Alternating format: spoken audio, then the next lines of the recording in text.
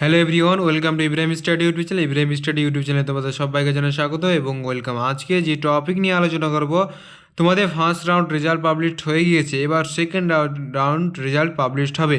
তো second round রেজাল্টে তোমাদের কাট অফস কীরকম হতে চলেছে, কাট অফস অ্যানালাইজ ফার্স্ট রাউন্ডের তুলনায় সেকেন্ড রাউন্ড কাট অফস কীরকম হতে চলেছে সে নিয়ে বিস্তারিত আলোচনা করব। বিস্তারিত আলোচনা করার জন্য ভিডিওটি শেষ পর্যন্ত দেখতে থাকো এবং কন্টিনিউ করতে থাকো।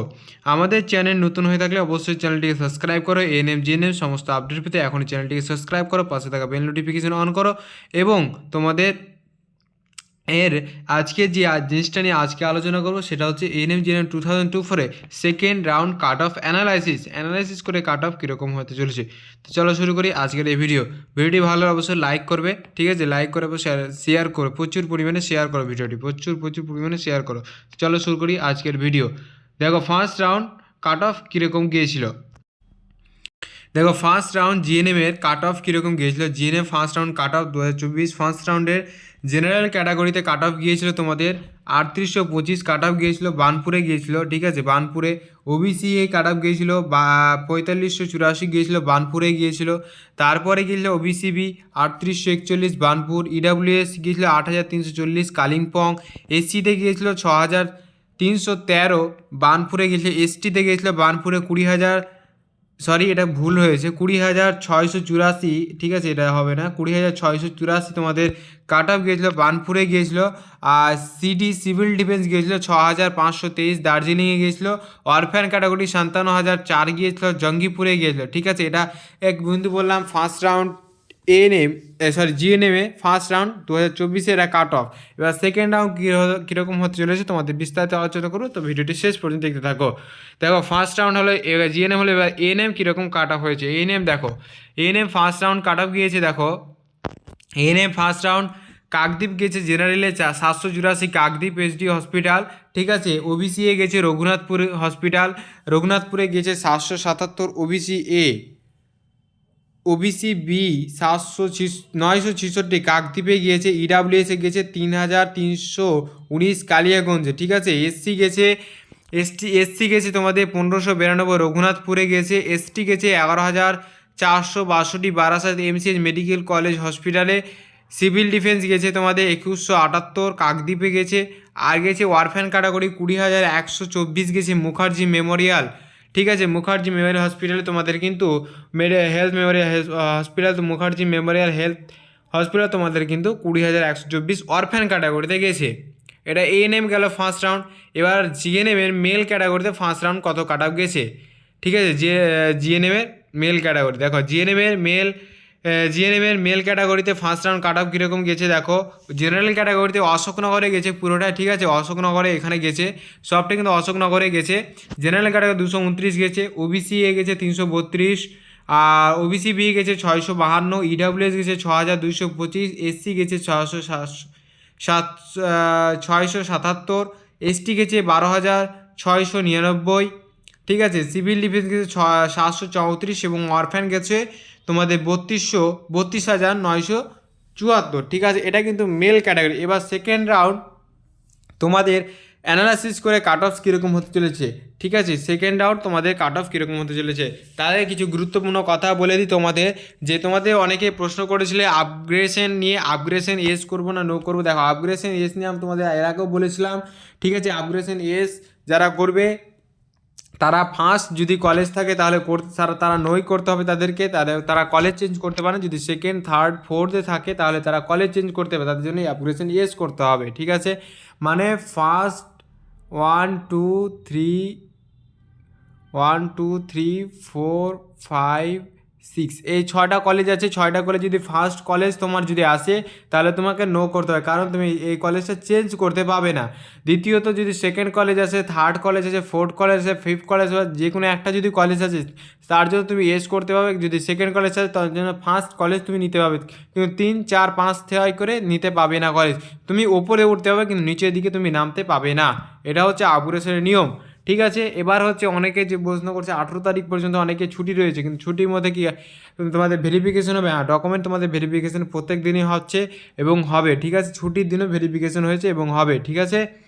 আর যদি তোমাদের কোনো প্রবলেম থাকে অবশ্যই তোমরা কমেন্ট করে জানাবে, ঠিক আছে? কমেন্ট সেকশন সবসময় ওপেন থাকবে এবং তোমাদের সবটা কথা রিপ্লাই দেবো। এবার তোমাদের গার্জিয়ান ভেরিফিকেশন তোমাদের গার্জিয়ানকে নিয়ে যাবে, যদি বাবা থাকে তো বাবাকে নিয়ে যাবে, মা থাকে মাকে নিয়ে যাবে ভেরিফিকেশন সময়, ঠিক আছে? তো চলো এবার শুরু করি ফার্স্ট রাউন্ড। এবার সেকেন্ড রাউন্ডে কাট অফ অ্যানালাইসিসটা কী হতে চলেছে। সেকেন্ড রাউন্ড অ্যানালাইসিস এএনএমে দেখো জেনারেল ক্যাটাগরিতে তোমাদের 900 পর্যন্ত যেতে পারে। দেখো এএনএমে ফার্স্ট রাউন্ড 2024-এ ফার্স্ট রাউন্ডে কীরকম কাটা গিয়েছিল, দেখো 984 গিয়েছিল, ঠিক আছে? কাকদ্বীপে কিন্তু 984 গিয়েছিল, 984 গিয়েছিল কাকদ্বীপে তোমাদের, 984 বলছি, 784 গিয়েছিল, ঠিক আছে? 784 গিয়েছিল তোমাদের, 784 গিয়েছিল কাকদ্বীপে, ঠিক আছে? তো জেনারেল ক্যাটাগরি যারা 900-র মধ্যে আছো তারা তোমরা সেফ জোনের মধ্যে রয়েছো, ঠিক আছে? তোমাদের সেফ জোন থেকেছে। আর ওবিসি এ তোমাদের কিন্তু তারও ওবিসি এ 1200 প্লাস যদি তোমাদের জিএমআর র্যাঙ্ক থাকে তাহলে তোমরা সেফ জোনের মধ্যে আছো, ঠিক আছে? 1205 ওবিসি এ কাট অফ গিয়েছিল এএনএম ফার্স্ট রাউন্ডে তোমাদের 877, ঠিক আছে? 877 তোমাদের ফার্স্ট রাউন্ডে কাট অফ গিয়েছিল, ঠিক আছে? কোন কলেজে গিয়েছিল? রঘুনাথপুর কলেজে 877 গিয়েছিল ওবিসি এ, ঠিক আছে? 1200 প্লাস যদি তোমাদের 1200 প্লাস যদি তোমাদের জিএমআর স্কোর থাকে তাহলে অবশ্যই তোমরা সেফ জোনের মধ্যে একটা আছো।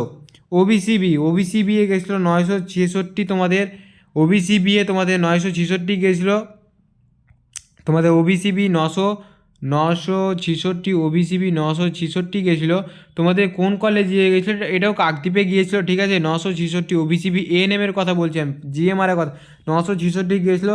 1100-র মধ্যে যদি তোমাদের জিএমআর স্কোর থাকে তাহলে তোমরা একটা সেফ জোনে আছো, ঠিক আছে? একটা তোমাদের সেফ জোনে আছো তোমরা, ঠিক আছে? সেফ জোনের মধ্যে তোমরা একটা থাকছো। তারপরে আসি ইডাব্লিউএস তোমাদের যেটা বলছে, ইডাব্লিউএস যারা রয়েছে, ইডাব্লিউএস এর আগে তোমাদের ফার্স্ট রাউন্ডে যেটা কাট অফ গিয়েছিল 3319, ঠিক আছে? 3319 তোমাদের ফার্স্ট রাউন্ড কাট অফ গিয়েছিলো। এবার তোমাদের যদি 3800-র মধ্যে যদি তোমরা থাকো তাহলে তোমরা সেফ জোনের মধ্যে একটা থাকছো, ঠিক আছে? তোমরা 3800-র মধ্যে যদি থাকো তাহলে তোমরা একটা সেফ জোনের মধ্যে থাকছো এএনএমের জিএমআর র্যাঙ্ক, ঠিক আছে? তারপরে 3319 তোমাদের এটা গিয়েছিল, তোমাদের বললাম কালিয়াগঞ্জে তোমাদের এটা গিয়েছিল। এবার আসি এসসিতে তোমাদের কত গিয়েছিল? এসসিতে তোমাদের গিয়েছিল এর আগে ফার্স্ট রাউন্ড কাট অফ গিয়েছিল এসসিতে তোমাদের 1292 তোমাদের গিয়েছিল। কোন কলেজে গিয়েছিল? রঘুনাথপুরে গিয়েছিল এসসি ক্যাটাগরি, ঠিক আছে? এসসি ক্যাটাগরিতে তোমাদের 1800-র মধ্যে যদি থাকে, তোমরা তাহলে তোমরা একটা সেফ জোনের মধ্যে রয়েছো। 1800-র মধ্যে যদি থাকে তাহলে তোমরা একটা সেফ জোনের মধ্যে থাকছো। এসটি যারা রয়েছে তাহলে তোমাদের যদি এর আগে গিয়েছিল 11,462 তোমাদের গিয়েছিল, ঠিক আছে? কোন কলেজ গিয়েছিল? এটা 11,462 গিয়েছিল, বারাসাত এমসিএচে গিয়েছিল। এবং তোমাদের যদি এবার 14,000-এর মধ্যে থাকে, হ্যাঁ, তো 14,000-এর মধ্যে তাহলে তোমরা একটা সেফ জোনের মধ্যে থাকছো। 14,000-এর মধ্যে থাকে তাহলে তোমরা একটা সেফ জোনের মধ্যে থাকছো। সিভিল ডিফেন্স গিয়েছিল তোমাদের 2178 তোমাদের গিয়েছিল। কোন কলেজ গিয়েছিল সেটাও বলে দিচ্ছি আমি, কাকদ্বীপ এসডি হসপিটালে গিয়েছিল সিভিল ডিফেন্স তোমাদের। এবার 2300-র মধ্যে যদি তোমরা একটা থাকো তাহলে একটা তোমরা সেফ জোনের মধ্যে থাকছো। 2300-এর মধ্যে থাকলে তোমরা একটা সেফ জোনের মধ্যে থাকছো, ঠিক আছে? তারপরে ওয়ারফ্যান ক্যাটাগরিতে গিয়েছিল 20,124 তোমাদের ওয়ারফ্যান ক্যাটাগরিতে গিয়েছিল। তো এবার যদি তোমাদের কোন কলেজে গিয়ে মুখার্জি মেমোরিয়ালে গিয়েছিল হেলথ, ঠিক আছে? মুখার্জি মেমোরিয়াল হেলথ স্কুলে গিয়েছিল। তো তোমাদের এবার 30K মানে 30,000-এর মধ্যে যদি থাকে ওয়ারফ্যান ক্যাটাগরি তাহলে তোমরা একটা সেফ জোনের মধ্যে থাকছো, ঠিক আছে? এটা গেল এএনএম। এবার জিএনএম তোমাদের বলে দিচ্ছি, জিএনএম যারা করবে, জিএনএমের জন্য কাট অফ অ্যানালাইসিস করেছি আমরা। জিএনএমের জন্য জেনারেল ক্যান্ডিডেট যারা 4000-এর মধ্যে রয়েছে, ঠিক আছে? 4000-এর মধ্যে তারা সেফ জোনের মধ্যে। ওবিসি রয়েছে 4800 মধ্যে যারা রয়েছে ওবিসি তারা সেফ জোনের মধ্যে থাকছো একটা। ওবিসি বি যারা 41-টার মধ্যে থাকছো, মানে 4100-এর মধ্যে থাকছো ওবিসি বি, তারা জিএমআর র্যাঙ্ক কিন্তু বলছি, ঠিক আছে? 41-এর মধ্যে থাকে তাহলে তোমরা সেফ জোনের মধ্যে। ইডাব্লিউএস 8560 যদি থাকে তাহলে তোমরা সেফ জোনের মধ্যে থাকছো। এসসি 7000-এর মধ্যে থাকে তাহলে তোমরা সেফ জোনের মধ্যে থাকছো। এবারে হচ্ছে এসটি যদি 23,000-এর মধ্যে থাকে তাহলে তোমরা একটা সেফ জোনের মধ্যে থাকছো। সিডি 6,800-র মধ্যে থাকো তাহলে একটা সিভিল ডিফেন্স, যারা 6,800-র মধ্যে থাকো তাহলে তোমরা একটা সেফ জোনের মধ্যে থাকছো। অরফ্যান ক্যাটাগরি 70,000-এর মধ্যে যদি থাকো তাহলে একটা সেফ জোনের মধ্যে থাকছো তোমরা, ঠিক আছে। 70,000 থেকে 80,000 এটা যেতে পারে অরফ্যান ক্যাটাগরিটা, ঠিক আছে। তোমাদের গেল এবার জিএনএম গেল। জিএনএমে রাউন্ড 2 কাট অফ অ্যানালাইসিস। এবার মেল ক্যাটাগরিতে জিএনএম রাউন্ড 2 ক্যাটাগরি হচ্ছে, দেখো রাউন্ড 2-এ মেল ক্যাটাগরিতে কীরকম হতে পারে।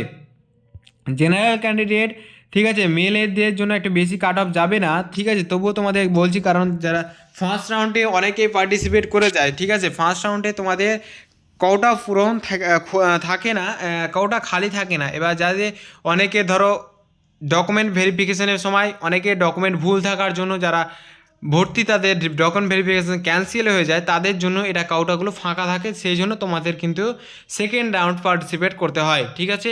তো জেনারেল ক্যান্ডিডেট যারা রয়েছে তার জন্য 250 যেতে পারে জিএমআর র্যাঙ্ক, ঠিক আছে। Male candidate GNM second round cut off analysis. OBC এ 350-এর মধ্যে যদি থাকো তাহলে তোমরা একটা সেফ জোনের মধ্যে থাকছো। ওবিসি বি 670-এর মধ্যে যদি থাকো তাহলে তোমরা একটা সেফ জোনের মধ্যে থাকছো। ইডাব্লিউএস 6,300-র মধ্যে যদি থাকো তাহলে তোমাদের একটা সেফ জোন থাকছে। আর এসসি যদি থাকো 700-র মধ্যে তাহলে একটা সেফ জোন থাকছো। তারপরে হচ্ছে এসটি হচ্ছে 12,745, ঠিক আছে। 12,745 যদি থাকো তাহলে তোমাদের একটা সেফ জোন থাকছো। আর সিভিল ডিফেন্স সিডি 734 যদি থাকো তাহলে তোমরা একটা সেফ জোনের মধ্যে থাকছো। আর ওয়ারফ্যান হচ্ছে 35,000-এর মধ্যে যদি থাকো তাহলে একটা তোমরা সেফ জোনের মধ্যে থাকছো। এটা মেল ক্যান্ডিডেট বললাম, ঠিক আছে। মেল ক্যান্ডিডেট কাট অফ অ্যানালাইসিস সেকেন্ড রাউন্ড। এবার তোমাদের মধ্যে যদি কোনো আর প্রবলেম থাকে তাহলে অবশ্যই তোমরা কমেন্ট সেকশনে জানাবে, কমেন্ট করে তোমাদের সমস্ত কমেন্টে রিপ্লাই দেবো, ঠিক আছে। তো আজকে এই ছিল ভিডিওটি ভালো লাগলে অবশ্যই লাইক করবে, যদি হেল্পফুল মনে হয় অবশ্যই সাবস্ক্রাইব করবে এবং বন্ধুদের মাঝে প্রচুর পরিমাণে শেয়ার করবে। দেখা হচ্ছে কোনো নেক্সট ভিডিওতে। সবাই ভালো থেকো, সুস্থ থেকো।